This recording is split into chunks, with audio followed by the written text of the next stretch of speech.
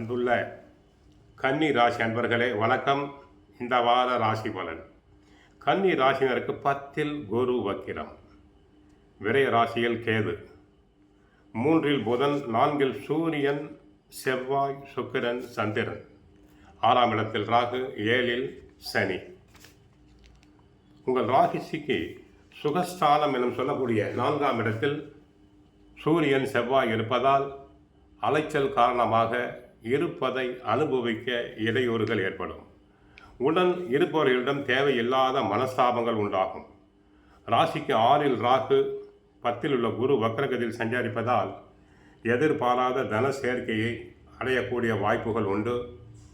குடும்பத்தில் தேவையில்லாத நெருக்கடிகள் இருந்தாலும் எந்த விஷயத்திலும் சாமர்த்தியமாக செயல்பட்டு அடைய வேண்டிய இலக்கை அடைவீர்.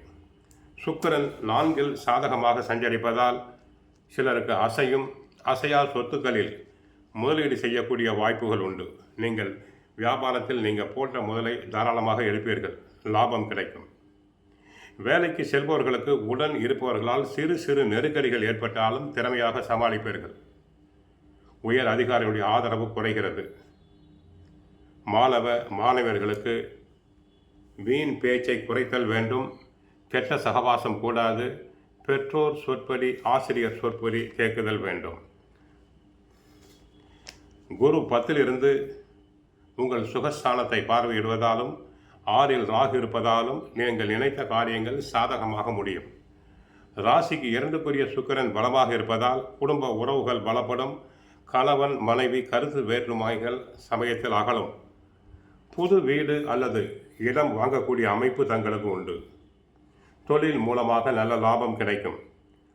கோர்ட் வழக்குகள் சாதகமாக முடியும். வளர்ச்சி பாதையை நோக்கி தாங்கள் முன்னேறுவீர்கள். எத்தனை முயற்சி செய்தும் நடைபெறாத காரியங்கள் தற்போது நடைபெறும். 12ஆம் இடத்தில் கேது இருப்பதால் தூங்கும்போது தேவையில்லாத பிரச்சனைகளும் கவலைகளும் வந்து மன அமைதியை கெடுக்கும். இல்லாத ஒரு விஷயத்தை நினைத்து கொண்டு அவஸ்தைப்படுவீர்கள். ஏதோ ஒரு இனம் புரியாத அச்சம் மனதை வாட்டும். நண்பர்களிடம் எச்சரிக்கையாக இருக்க வேண்டும். பிறர் விஷயத்தில் தலையிட்டு கருத்து சொல்லுதல் வேண்டாம். யாருக்கும் ஜாமீன் தர வேண்டாம். சிலருக்கு எலும்பு தேய்மானம், சுளுக்கு, இரத்த அழுத்தம் மாற்றும் உபாதைகள் வரலாம். கவனமாக தாங்கள் இருத்தல் வேண்டும்.